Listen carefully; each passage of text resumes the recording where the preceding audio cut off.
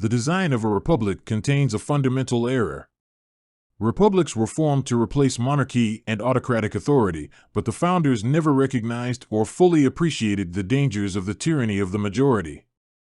Republics created constitutional protections for minorities, but they did not consider the corrosive power of greed on the body politic. Republics failed to protect those who had the greatest legitimate right to power. It is not we the people who have the greatest right to rule, it is the ones who pay the bills.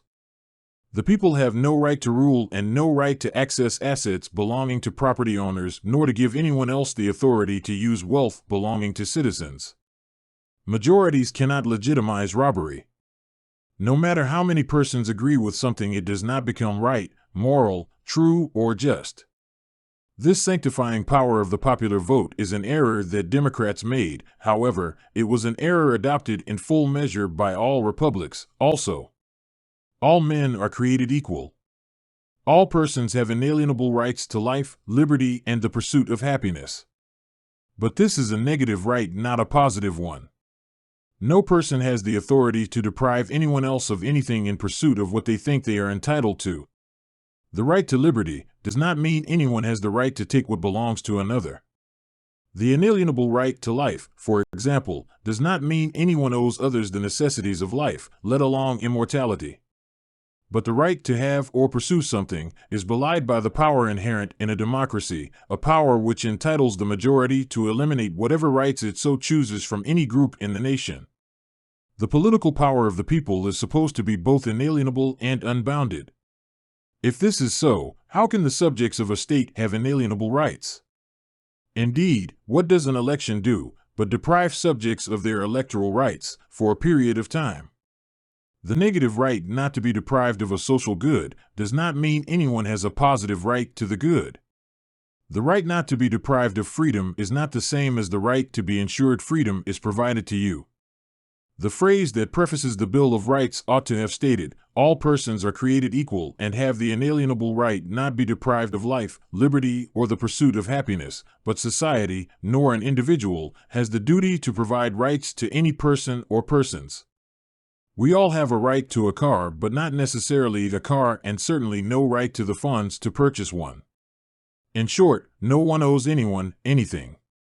Yet, the Republic created a constitution with explicit guarantees and a Bill of Rights with no provision for the payment of the related costs. One problem that comes with free speech is who pays the costs that some speech generates?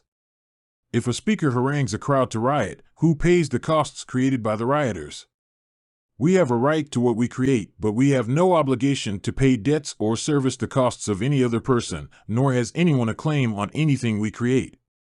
However, this also stipulates no person living or dead has a claim on anything created by God. Republics have borrowed much from the East. The founders of the American Republic seems to have been aware of what it was taking from the West, but not what came from the East. But much of what is Western rightfully belongs in the East. There is a clear line of demarcation between them. By making the line visible, the assertion will be substantiated. The East is legalistic. But legalistic systems are at their root emotionally driven. All law is opinion codified as a regulation. But the opinion is grounded in an emotional reaction to a physical event. Thus, the East does not do well with science and objective studies. It is too emotionally driven, and its laws merely promote an emotional reaction to a set of physical events. The legal system always verges on dogmatism and autocracy simply because emotions do not tolerate moderation. The East tends to be more phenomenological than the West. But a still clearer and more distinct line can be drawn between them. The East has a reliance on physical power, which is why it embraces phenomenological ideas. The influence of the East causes the left to tend towards socialism when manifested in the Northern sphere. The phenomenology that infects the East is also manifested as identity politics. The West rejects the idea that reality is physical and the belief that government is based on might makes right. If the East embraces the regulatory state, the West tends towards the mechanisms of the market to produce order and give society a direction. Republics and Western governments in general have become enmeshed in the politics of power, especially the politics of majority power, despite its constitutional provisions for the marginalized. The power of the people is as foolish an idea as the divine right of kings. Timocracy puts power into the hands of the citizen, not the state, meaning the citizen can veto the governing authority rather than the state vetoing the will of the citizen. Timocracy is the realization of the concept of the sovereign citizen.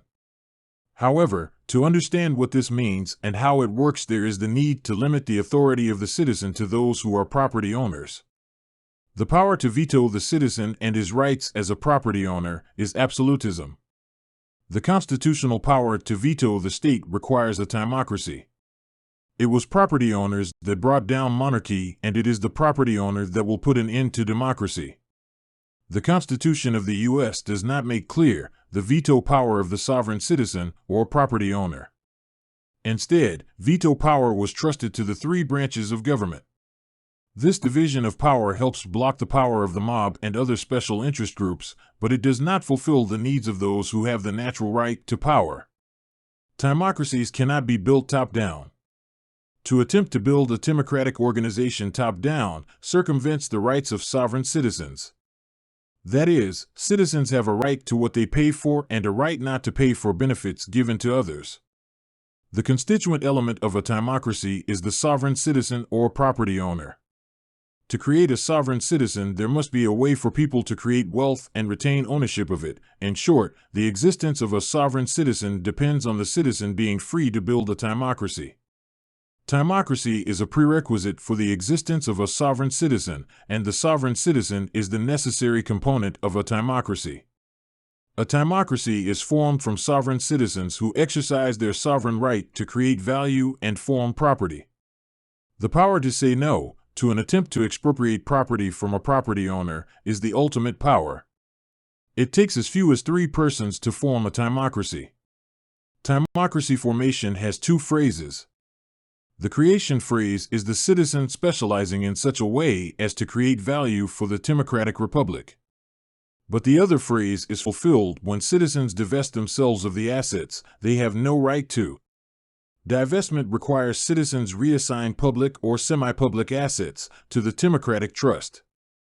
A timocratic trust is a transformative organization that spearheads the process of reform. Up to 15 persons donate a range of assets to the trust. Assets are of 3 kinds: physical, human, and technological.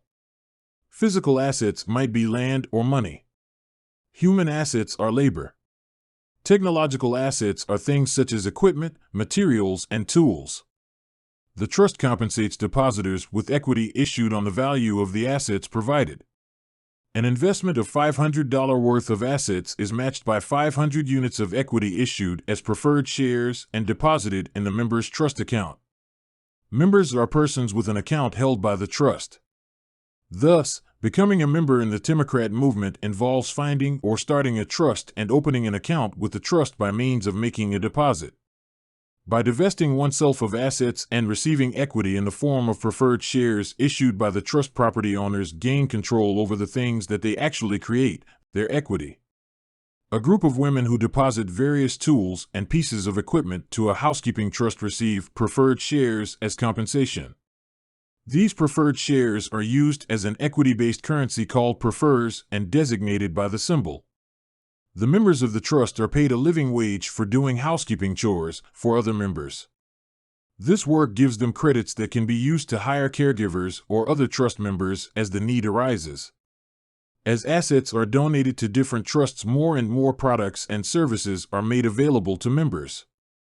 Eventually, all the goods and services a member needs will be purchased from Timocrats using prefers. There will no longer be the need for conventional forms of money, and the trusts will be independent of the liberal system. Needless to say, this process repairs all the errors found in republics and democratic systems of government.